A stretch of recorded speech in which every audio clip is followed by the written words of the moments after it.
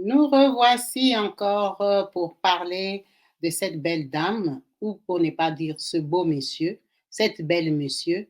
On ne sait pas comment on va le nommer ou l'appeler. Il s'appelle Daniel. Il est connu sur les réseaux sociaux comme Jay Boody. Comme vous pouvez bien voir, Jay Boody, c'est une très belle femme, mais en fait, c'est un transgenre dont nous allons parler parce que il est en détresse, il a besoin d'argent. Il vient de passer une très grande chirurgie esthétique qui a raté. Il est coincé à l'hôpital et il crie au secours de tous les internautes, ses abonnés, pour lui venir en aide, de pouvoir payer ses frais hospitaliers. C'est là le sujet de l'émission dont nous allons parler juste après le générique.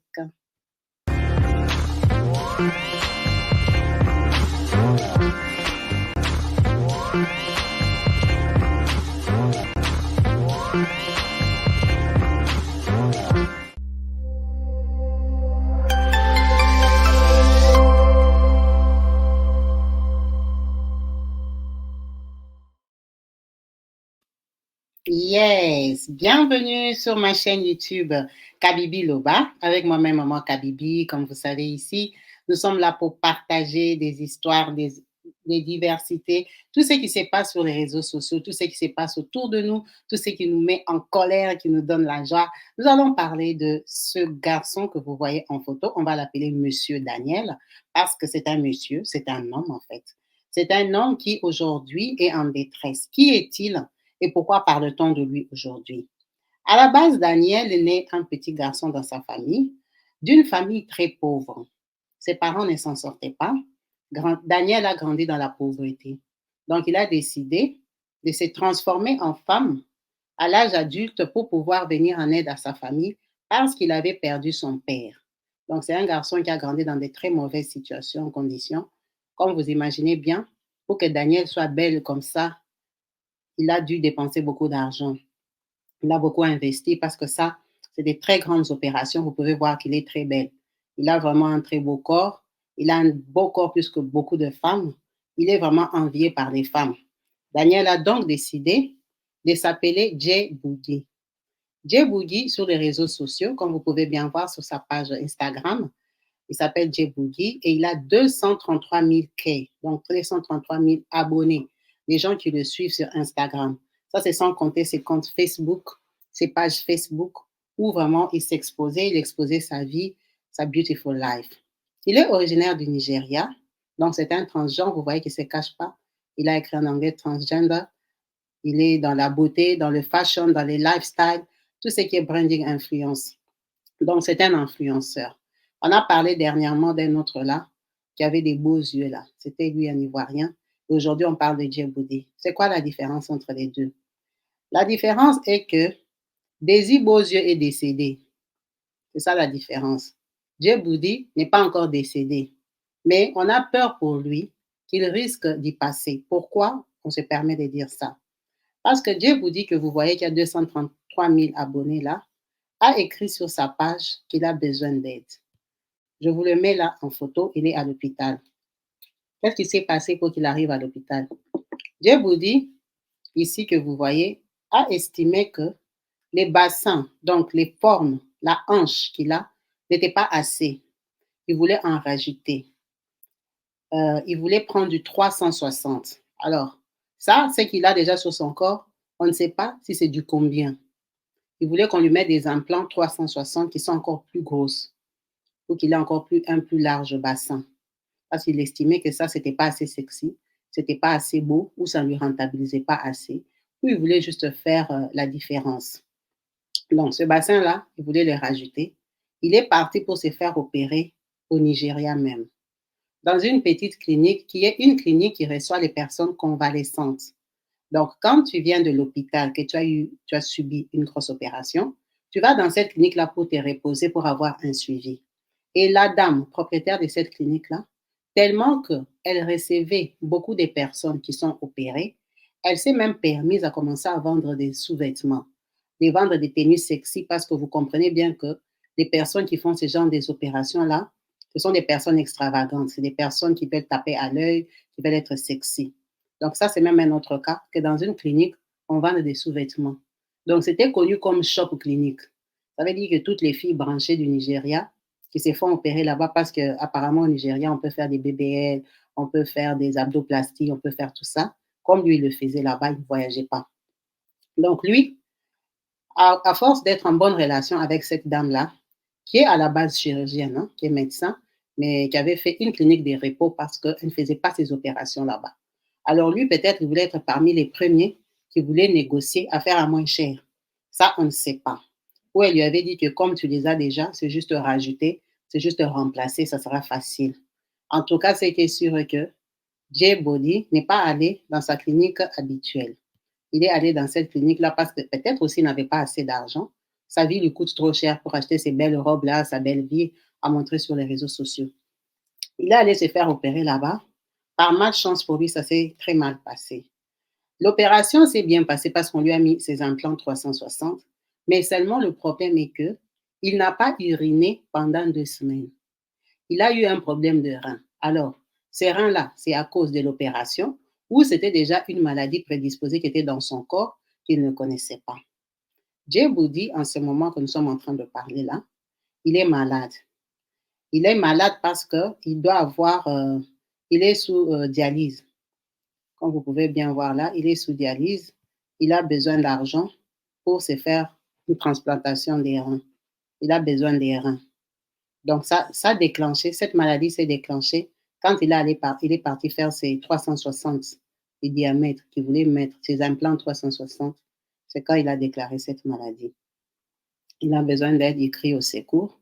Sur tous les réseaux sociaux, il a fait des vidéos, des snaps, ou même il a publié son compte bancaire. Comme vous pouvez voir là, c'est que je vous affiche sur le compte bancaire de Djibouti. Vous voyez qu'il y a son nom, Daniel Ntika. C'est un Nigérien, ça c'est son numéro de compte pour les personnes de bonne foi et de bonne volonté qui voudront bien l'aider de venir au secours. Il a déjà été présenté à un pasteur, comme vous pouvez voir sur cette photo. Il est en train de prier, il dit Lord help me. En fait, c'est un voice, c'est un direct. Il est en train de parler vraiment, mais j'ai décidé de ne pas publier ce qu'il est en train de dire parce que c'est la prière. On est en train de le conduire dans la prière, mais tout ça, c'est sur ses réseaux sociaux en fait. Il est en train de prier. Il a compris qu'il était dans l'erreur. Il a compris que ce qu'il avait déjà, c'était suffisant, qu'il était un peu trop gourmand de vouloir se faire encore plus belle. Parce que déjà là, il nous traumatisait, nous les femmes. Mais maintenant, lui, il voulait faire encore plus. Vous voyez un peu une femme comme ça. C'est très rare de rencontrer des belles femmes comme ça. Mais lui, ce monsieur Daniel, il était plus belle que beaucoup de femmes. Donc, lui, il trouvait que ça ne suffisait pas. Il voulait faire plus. Du coup, là, il est en train de prier, de demander pardon, que Dieu l'aide. En espérant que Dieu, comme il est amour, il peut l'aider. Mais ce qui est triste est que les gens ne comprennent pas. Les gens se détruisent sciemment. On ne sait pas s'ils font exprès. Parce que quand vous regardez les photos de cet homme-là, Daniel, que je suis en train de vous présenter, il est très belle. Vraiment, il présente très bien. Personne ne peut même savoir que c'est un homme. C'est un homme qui peut piéger plusieurs hommes. Donc, c'est facile de lui faire des avances sans se douter une seconde que c'est un homme. C'était un garçon qui avait la facilité de rencontrer l'amour parce que une femme comme ça en Afrique, ça passe pas indifférent. Les hommes africains aiment les formes et lui, il en avait. Quand vous le voyez dans ces différentes tenues-là, ça se voit qu'il est en train de sortir. Il ne part pas boire un verre avec des copines. Il est en train de sortir avec des hommes riches. On sait que les hommes riches millionnaires, là, sont souvent dans les sciences, dans l'occultisme. Ils ont besoin des belles femmes et tout ça qui sont en train de détruire, à qui ils volent les chances, à qui ils font ce qu'ils veulent. Ce n'est pas nouveau, vous le savez. Vous savez comment ça fonctionne. Ça veut dire que, comme lui, il aidait sa famille, il ne travaillait pas. Son travail, c'était un peu sur les comptes Instagram, Facebook que vous connaissez, qui ne payent pas des millions parce qu'avec 234, 33 000 abonnés, comme vous pouvez voir là, en tout cas, il ne gagne pas des millions. En plus, il fait quoi? Il fait que s'exposer, parler de lui, montrer sa beauté. Donc, je ne vois pas combien il allait gagner dessus. C'est sûrement quelqu'un qui avait une fabulous life, qui sortait avec des hommes riches, des hommes qui l'entretenaient en cachette. Parce que lui, c'est un transgenre, c'est un homme. Et vous savez qu'en Afrique, les gens se cachent. Pardon. Les gens ne s'assument pas quand ils sont papa, comme on va dire, comme on dit vulgairement chez nous. Quand les hommes vont avec les hommes, ils ne s'assument pas. Ils se cachent. Surtout les bons tontons, les patrons beaux gosses, les gens qui ont l'argent, ne s'affichent pas avec des hommes. On sait très bien que tous ces transgenres-là sont entretenus par des hommes. par des hommes africains même, mais qui le font en cachette dans leurs appartements privés. Donc, ce monsieur-là, Daniel, quand il sortait avec ses chéris, on lui donnait l'argent. En fait, on va dire, il vivait d'un genre de quelqu'un qui vendait ses charmes. Hein? Il vendait ses charmes à des bons tontons, des gens qui le dépannaient, qui lui donnaient l'argent pour acheter ses belles tenues et tout ça. Mais au fond, c'était un garçon pauvre. Pourquoi on dit qu'il était pauvre? Parce que déjà, là où il est parti faire son opération, il n'était pas capable de payer dans une clinique correcte. Et dès que son opération s'est mal passée et qu'on lui a demandé un peu plus d'argent pour maintenant ses reins, ça fait même pas un mois qu'il est hospitalisé. Il n'a plus rien. Il n'a plus vraiment rien. Il est maintenant sur les réseaux sociaux en train de demander l'argent. En train de demander l'argent au vrai sens du mot. Vous voyez, il a publié sur son compte sa photo avec sa maman quand il était petit, quand il s'appelait encore Daniel Antolintika. Il a mis sa photo, il a changé des photos de profil pour vous rappeler que c'est votre frère. Il ne faut pas l'abandonner. Il est dans cette situation-là, couché comme ça à l'hôpital, tout seul. Toutes ses belles robes, il ne peut plus les mettre. Tous ses chéris ne peuvent pas s'assumer parce qu'un patron ne viendra pas s'assumer dans une clinique comme ça, se présenter et dire que c'est moi son gars, c'est moi son mec. Personne, parce que lui-même, il sait que Daniel, il est un garçon. Son mec aussi sait que Daniel, c'est un garçon. Et à l'hôpital, bien sûr qu'ils ont compris que c'est un garçon. Donc, le monsieur ne voudra pas gâcher son nom. Personne ne viendra se pointer à l'hôpital pour lui. Il doit être capable soit de se déplacer, soit d'avoir des virements bancaires, s'ils tiennent à lui, en sachant que les hommes qui vont avec des transgenres comme ça, c'est souvent pour l'occultisme en Afrique, c'est pas par sentiment. Ce sont des hommes mariés, des gens qui sont dans des sciences, qui cherchent juste de l'argent sur eux. C'est tout ce qu'ils cherchent. Bon, à savoir si lui-même aussi il ne pratiquait pas sa part de sorcellerie aussi, ça on ne sait pas. Pour attirer tous ces hommes-là, pour les garder et tout. Ça c'est sa vie, on ne sait pas, mais on a bien vu ici que dès qu'il a eu un problème, il a recouru à la religion, il a recouru au pasteur, donc peut-être c'est un croyant. Ou il est devenu croyant après avoir commis la plus grosse bêtise de sa vie, après avoir commis l'irréparable. Parce que là, souffrir des reins au Nigeria, ça coûte très cher. Ça coûte très cher parce que déjà, il faut aller dans les bonnes cliniques. C'est pas impossible qu'on te le fasse, mais à combien? Or, lui, il demande déjà l'argent sur les réseaux sociaux. Je vous mets son RIB. Vous pouvez bien voir qu'on a écrit son nom. J. Bougie Publication. C'est lui-même qui a publié ça. Il demande l'argent parce que même là où il est là, même pour les dialyses, il n'a plus d'argent. Ça veut dire que lui, la vie qu'il vendait sur les réseaux sociaux, c'était quoi?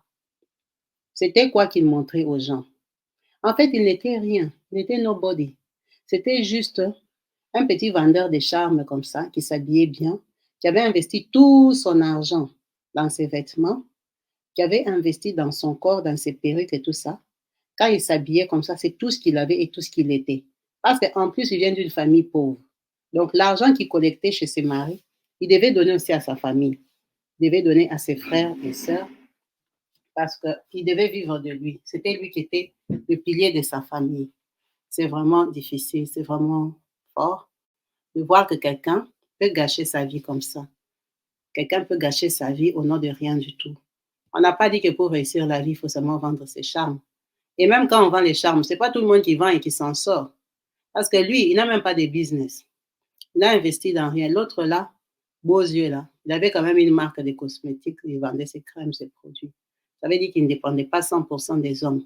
Mais lui, il dépendait 100% des hommes. Parce qu'il n'y a aucun homme qui l'a stabilisé, malgré sa beauté. Hmm. Il est plus beau que Daisy Beaulieu, qu'on a publié dernièrement. Lui, il est vraiment très belle. Quand vous regardez, c'est une très, très belle femme. Vraiment, qui avait du goût même vestimentaire, qui s'habillait très bien. Regardez les loups-boutins. Il a déjà porté les loups-boutins des talons. Mais maintenant, en maladie comme ça, même s'il veut les vendre, il va les vendre à combien et les vendre à qui pour pouvoir payer ses dialyses. Il est vraiment dans la galère. Sur ses réseaux sociaux, ce qui est choquant est que quand vous allez là-bas, vous allez voir que ses abonnés sont en train de rire. Au lieu de se concentrer pour l'aider, ils sont 233 000. S'ils mettent même 1 euro, 1 euro ou 1 dollar, 1 dollar, ça va faire 233 000 dollars.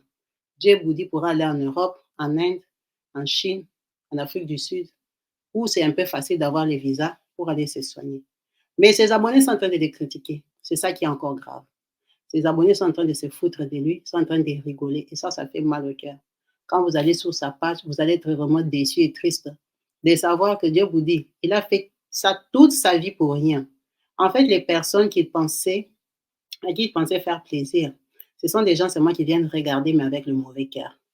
Les gens pensent que sur les réseaux sociaux, les gens qui s'affichent comme ça, comme les Dieu vous dit là, sont des gens qui ont l'argent. Ils n'ont rien. Ce qu'ils vous montrent là, c'est tout ce qu'ils ont. À part ces robes-là, il n'a rien parce que la preuve, il ne peut même pas payer l'hôpital. Il est malade, ça ne fait pas un mois. Il n'a plus déjà rien, il demande déjà l'aide. Donc, Dieu vous dit ici, tous les fiers qu'il faisait sur les réseaux sociaux, il n'avait même pas 100 000 $ à côté, même pas 50 000 $. Ce sont des gens qui consomment leur argent jour pour jour. Les gens qui viennent faire les tapages, mais ils n'ont rien. Dans la vraie vie, il n'a ni maison, ni voiture, ni rien à vendre. Il n'a que les robes et les numéros de ses chéris. Ces chéris qui l'ont jeté, ces chéris qui l'ont livré maintenant à ces pasteurs ici qui ne le connaissent pas. Le pasteur ici, c'est un pasteur qui fait des prières du matin, des prières de combat, des renonciations et tout ça. C'est là que Dieu vous dit maintenant, c'est abonné. Dieu vous dit connaît maintenant les chaînes des pasteurs. Il ne connaît plus que les chaînes des restaurants, des boîtes de nuit. Il connaît les chaînes des pasteurs où maintenant, le matin, il prie, il dit, Lord, help me. Que Dieu l'aide parce que Dieu est amour, mais que ce soit une bonne leçon pour lui, pour qu'il sache que la transformation à l'excès là, que lui voulait faire, ça n'a même pas de sens parce qu'il était déjà très beau. Il était très bien. Il complexait déjà tous les autres transgenres et les filles normales. C'est le gros cœur. Le gros cœur ne paye pas. Tu as déjà péché comme ça, tu as déjà fait quelque chose de mauvais. Tu ne peux pas t'arrêter. Vous voyez comment l'ennemi l'a trompé en voulant lui mettre un esprit de faire mieux, de faire encore mieux, en sachant que là, il a déjà un trop gros bassin. S'il avait encore rajouté, ça allait devenir même moche. Il voulait plus, mais il a tout perdu. On ne sait pas si c'est l'opération qui lui a provoqué la maladie des reins, mais ce qui est sûr qu'il a une insuffisance rénale. Il a eu des difficultés à uriner, ça lui a créé des problèmes qui se sont aggravés dans son corps. Et c'est ça son sort à ce jour. Il est dans les lits d'hôpital. Comme vous pouvez bien voir ici, il a besoin d'aide. Alors que les personnes de bonne volonté qui ont envie de l'aider, n'hésitent pas à le contacter lui-même parce qu'il a mis son RIB là. Hein? Il a mis son RIB. C'est un être humain, il faut toujours l'aider. Il y a 2400 j'aime, mais il n'y a pas d'argent. Quand vous allez en bas du RIB, c'est les injures, c'est les insultes. Mais quand même, il n'a pas eu honte. Il s'est livré, il a demandé l'argent. Donc, vous pouvez l'aider seulement en tant qu'être humain de sortir de cette situation de maladie qui n'est pas évidente. Il a voulu aider sa famille. Il les a aidés comme il pouvait. Mais ils sont tellement pauvres que maintenant, lui, il est couché là. Sa famille, ils ne sont pas morts, hein, ils sont vivants. Ils sont vivants, donc ils ne sont pas morts. C'est lui qui est maintenant couché. Il ne sait plus comment il va faire pour les aider. Mais maintenant, lui, il risque de perdre sa vie et eux, ils vont rester vivants. Si lui perd sa vie aujourd'hui, eux, ils ne vont pas mourir. Ils vont se débrouiller. Ça veut dire que c'était un sacrifice inutile. Il pouvait toujours se débrouiller même quand lui, il était vivant. Même s'il était resté garçon, ils allaient toujours se débrouiller. C'est vraiment dur et triste. Son père est décédé, mais il n'a pas demandé à son fils de devenir une femme. Les décisions comme ça que les gens prennent, disent que je prends cette décision pour aider ma famille. Ta famille ne t'a pas demandé ça. C'est toi-même qui aimes ça. C'est toi-même qui aimes ton péché. C'est toi-même qui aimes ta façon de faire les choses. C'est vraiment horrible de voir que quelqu'un qui avait tout pour réussir la vie va finir sa vie comme ça, tout malheureux, tout seul, au Nigeria, abandonné à lui-même, sans amour ni d'un homme, sans amour ni d'une femme. Parce que c'était un homme qui aurait pu rencontrer l'amour, une femme qui allait l'aimer, qui allait rester à son chevet. Mais là, aujourd'hui, il n'a personne. Ses copains ne viennent pas. Tout le monde a nié. Tout le monde ne reconnaît plus être sorti avec lui. Ce qui est triste, c'est un garçon qui a passé une vie triste finalement, des pauvretés dans l'enfance et des tristesses dans l'âge adulte parce que se vendre, vendre ses charmes, vendre son corps, ce n'est pas une vie facile. C'est très dur. Je sais que tous ces hommes-là te prennent seulement par intérêt, comme il avait fait son joli corps comme ça. Tous ces hommes-là profitaient que de lui, ils ne l'aimaient pas. La preuve est que tous ces hommes qui lui donnaient l'argent pour l'amener dans des grands restaurants, des grands hôtels comme ça aujourd'hui, ne sont pas prêts à débourser 1 euro pour lui, pour sauver sa vie. Il est là, tout seul, abandonné à lui-même, en train de pleurer sur les réseaux sociaux. Et ça donne des leçons aux autres transgenres qui sont encore en train de se faire opérer, qui croient qu'ils font ça pour le public, que les publics vont vous acclamer. Les publics, ils sont toujours là. Les abonnés, ce sont des fausses personnes. Les abonnés, ils te regardent. La preuve est qu'ils regardaient les 233 000 abonnés de Jeff Woody. Ils ne sont pas prêts à l'aider. Les abonnés likent tes photos. Ils t'encouragent. Et toi, tu es là. Il est là en train d'aller faire plus, plus, plus. Les 360 qu'il voulait, aller faire là, c'était pour plaire à ses abonnés. Hein. C'était pas pour lui. C'était pour être encore too much. C'était pour être encore plus belle. C'était pour être encore au top. C'était vraiment pour que on voit vraiment que lui, vraiment, hein, c'est vraiment lui. C'est ça qu'il voulait. C'était pour ses abonnés. Ce n'était pas pour lui. Est-ce que lui, il a besoin d'une chirurgie là-bas? Il était beau. C'était pour plaire aux gens, pour faire au maximum. Mais c'est une peine perdue. Parce que les abonnés, ils oublient vite. Ils changent. Ils vont trouver une autre star. Là, maintenant, lui, il a besoin d'argent. Les abonnés sont en train de rire. Si vous allez sur sa page, vous allez regretter. Les abonnés sont en train de se foutre de lui. Pourtant, ils sont 233 000 à le suivre. 233 000. Donc, c'était une fausse vie. Et une fausse relation avec ses abonnés. Qu'il n'appréciait même pas, qu'il les critiquait ou soit qu'il l'enviait. Restons prudents. Ne nous fions pas aux réseaux sociaux. Tout ce qui brille n'est pas de l'or. La preuve est que Dieu vous dit, qui est très belle comme ça, qui fait rêver, qui donne l'impression d'être une femme de luxe, une femme d'argent, une femme vraiment. C'était un pauvre. Il n'a même plus 2000 euros. Comme il est là, il n'a rien, rien, rien. Il est en train de pleurer. C'est vraiment dommage que les gens, leur problème, c'est la fin de l'année. Ils sont en train d'organiser leur fête et tout ça. Au lieu de penser à lui, de lui donner quelque chose, ils sont en train de rire. Sa photo est sur tous les réseaux sociaux. C'est un cri d'alerte. On est en train de demander de l'aide pour lui. Il y a son RIP. Vous pouvez passer directement par lui, le contacter. Il a ses réseaux sociaux sur Instagram. On essaie quand même de l'aider en passant son message parce que c'est un être humain qui est dans la détresse. Merci beaucoup à vous tous d'avoir suivi cette vidéo en espérant qu'elle vous a appris quelque chose. À ne pas prendre de mauvaises décisions, des décisions inutiles, des décisions bêtes, d'apprendre à se satisfaire, de se contenter de ce qu'on est. Réussir la vie, on ne la réussit pas seulement en se transformant, en faisant des opérations, en étant extravagant. Il y a des gens très moches, très courts, très bizarres, qui ont bien réussi leur vie. C'est une question d'intelligence, de vouloir s'exploiter différemment. En vous remerciant tous d'avoir suivi cette vidéo, restez branchés et connectés sur ma chaîne YouTube Kabibi Loba. Je vous dis à la prochaine. Peace and love chez vous. Bye.